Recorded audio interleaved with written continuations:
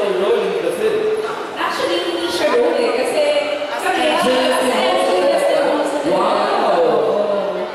in-invite kami nila ni Hill para samahan siya na pumunta sa isang haunted hospital in Taiwan. Oh, so you're portraying yourself. Yes. Wala kaming script, wala kaming characters. Talagang ano to, Sorry.